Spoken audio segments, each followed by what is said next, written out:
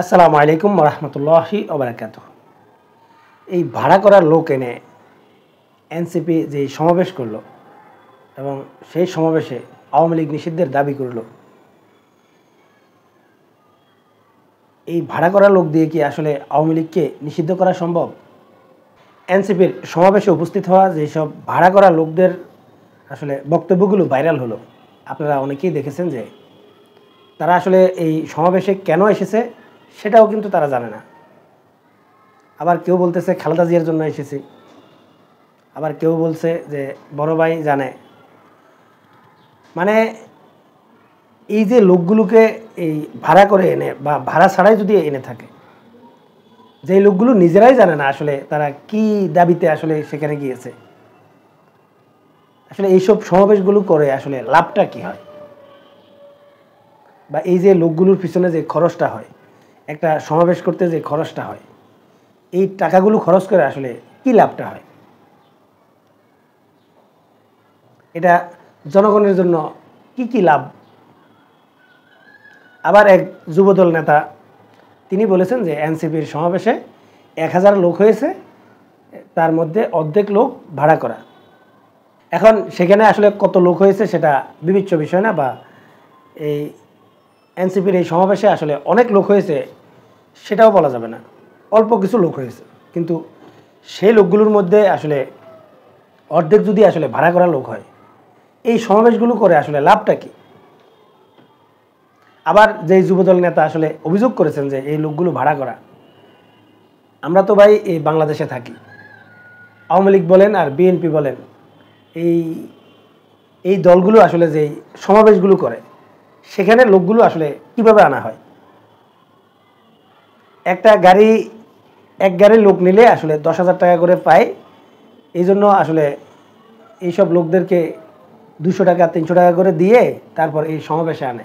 এই যে যারা খেটে খাওয়া যেসব লোকগুলো রয়েছে, মনে করেন সমাবেশ যেদিন হয় সেদিন যদি তারা আসলে কোনো রকমের কাজ না পায়, তখন তারা মনে করে যে আমরা যাই সমাবেশে, তারপরে এই অন্তত কমসে কম 200-300 টাকা তো পাবো, একবেলা খানাও পাবো, আবার গাড়ি ভাড়াও দিবে। এটাই তো আসলে বাংলাদেশের যে সমাবেশগুলো হয় এগুলোর নিয়ম। মূল কথাটা হচ্ছে আওয়ামী লীগ বলেন, বিএনপি বলেন, জাতীয় পার্টি বলেন, যেসব দলগুলো আসলে এইসব সমাবেশগুলো করে, এই সমাবেশের ম্যাক্সিমাম লোক কিন্তু ভাড়া করা হয়। শুধুমাত্র ভাড়া করা লোক হয় না, আসলে ইসলামিক দলগুলোর সমাবেশগুলো। কিন্তু তাদের এই সমাবেশে আসলে কারা যায়? যেমন ইসলামী আন্দোলন বাংলাদেশ মানে চরমনাই পীর যখন আসলে সমাবেশ ডাক দেয়, তখন দেখা যায় আসলে 50,000 1 লক্ষ লোক আসলে এই সমাবেশে উপস্থিত হয়। এখন এই লোকগুলো আসলে কারা? এই লোকগুলো হচ্ছে এই চরমনাই পীর সাহেবের যেই সব মুরিদরা রয়েছে, বা তারা কিন্তু এই সমাবেশে উপস্থিত হয়, মানে নিজের টাকা খরচ করে। এখন এই লোকগুলো আসলে চরমনাই পীর সাহেবকে আসলে পীর সাহেব মানে এবং তাকে ভালোবাসে। এই কারণে এই চরমনাই পীর যখন যেখানে আসলে সমাবেশের ডাক দেয়, এই লোকগুলো নিজের পকেটের টাকা খরচ করে আসলে সেখানে উপস্থিত হয়ে যায়। এখন সেখানে উপস্থিত হওয়ার পরে চরমনাই পীর সাহেব একটা ভাষণ দেন, সেই ভাষণটা তারা শুনেন, এরপর ঘরে ফিরে আসেন। কিন্তু আমরা যারা আসলে এই বক্তব্যগুলো শুনি, এরা কিন্তু সেই সমাবেশে না গিয়েও শুনতে পাই। যেমন যেহেতু এখন অনলাইনের যুগ, আমরা অনলাইনে শুনি। আপনি দেখবেন যে এইসব পীর সাহেবদের বা এই ইসলামিক দলগুলোর যে সমাবেশে যেসব লোকগুলো হয়, ওই ঘুরে ফিরে কিন্তু একই লোক, একই শ্রেণীর লোক কিন্তু বারবার তারা উপস্থিত হয়, নিজের পকেটের পয়সা খরচ করে। এরপর আসেন বাংলাদেশ জামাত ইসলামীর। জামাত ইসলামীর বিভিন্ন সমাবেশে এখন দেখা যাচ্ছে প্রচুর লোক হয়। এখন এই লোকগুলো আসলে ভাড়া করা লোক না, এটা আমি নিজেও জানি। এখন এই লোকগুলো কারা? এই লোকগুলো হচ্ছে যারা আসলে জামাতের রাজনীতির সাথে জড়িত তারা, এবং এই জামাতের রাজনীতির সাথে জড়িত যেই সব রোকনরা রয়েছে বা যেসব দায়িত্বশীলরা রয়েছেন, এইসব লোকদের আশেপাশের হয়তো 2-1 জনকে নিয়ে যায়। এখন তারা সেখানে গিয়ে আসলে কি করে? ওই সেই একই রকম যে বক্তব্য আছে সেই বক্তব্যটা শুনে, যেটা তারা আসলে স্মার্টফোন ওপেন করে তারা এই বক্তব্যগুলো আসলে সরাসরি শুনতে পারবে। কিন্তু তারা এই টাকা খরচ করে, গাড়ি ভাড়া দিয়ে, অনেক কষ্ট করে আসলে সেখানে উপস্থিত হয়।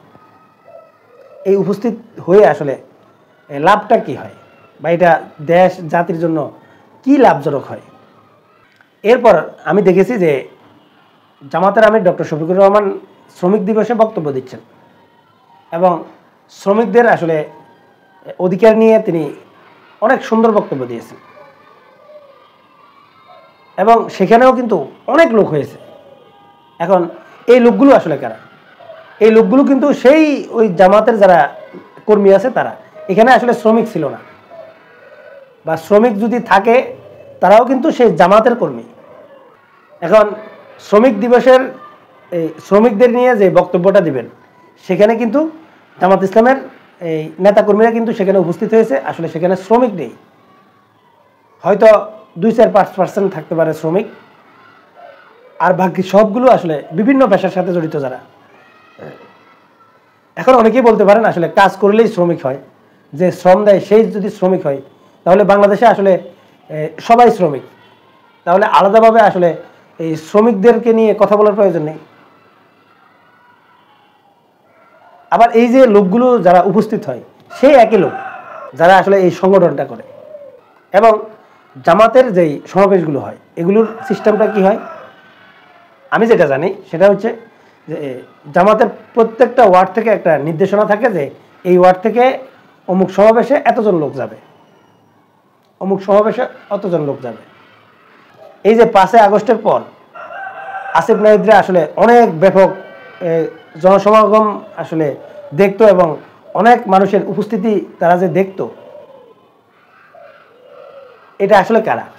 আমার নিজের জানা কথা বলছি যে এইসব অনুষ্ঠানে আসলে জামাত ইসলামের নেতাকর্মীরাই কিন্তু সেখানে যেত। এখন জামাত ইসলামের নেতাকর্মীরা কিভাবে যায়? কারণ জামাতের প্রত্যেকটা ওয়ার্ড থেকে আসলে নির্দেশনা থাকে যে এই ওয়ার্ড থেকে এই কয়জন অমুক সমাবেশে যাবে এবং সেটাই যায়। এখন যেহেতু এই আসিফ নাহিদদের আসলে এই সমাবেশে এখন আর জামাতের পক্ষ থেকে আসলে আর লোক পাঠানো হয় না, তাই আসলে এই তাদের সমাবেশগুলোতে আসলে এই জনসমর্থনের খরা যাচ্ছে, এটাই হচ্ছে মূল বাস্তবতা। এরপর আসেন হেফাজত। এই যে হেফাজতের যেই সমাবেশটা হলো, এই সমাবেশে কারা উপস্থিত হলো? তারা বিভিন্ন মাদ্রাসার এই যে ছাত্রদেরকে নিয়ে আসলে অনেক লোক সমাগম দেখাচ্ছে, এটাই মূল বাস্তবতা। এখন যারা যাচ্ছে তারা কিন্তু নিজের পকেটের পয়সা খরচ করে যাচ্ছে। এখানে কিন্তু শুধুমাত্র এই যে প্যান্ডেল করতে বা যারা আয়োজন করে তাদের যে খরচ এটা না, এই যে প্রত্যেকটা লোক যে এই সমাবেশে যাচ্ছে তাদের সময় ব্যয় হচ্ছে, এমনকি গাড়ি ভাড়া আছে, তারা এই সেখানে এই গাড়ি ভাড়া দিয়ে যায় এবং সেখানে কিছু খায়, সবগুলো মিলিয়ে আসলে অনেক খরচের ব্যাপার। এখন এই টাকা খরচ করে আসলে লাভগুলো কি হয়?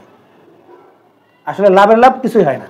যেই লোকগুলোকে আসলে ভাড়া করে নেওয়া হয় এই লোকগুলো সেখানে গিয়ে আসলে বক্তব্য শুনে না, এমনকি কি বলে নেতারা সেটাও শুনে না। যেমন আসিফ নাহিদরা বক্তব্য দিচ্ছে যে আওয়ামী লীগ নিষিদ্ধ চাই, এটা কিন্তু তারা শুনতেছে। এই অবস্থায় তাদেরকে জিজ্ঞাসা করা হচ্ছে যে আপনারা কি জন্য এখানে এসেছেন, তারা কিন্তু তাও বলতে পারে না।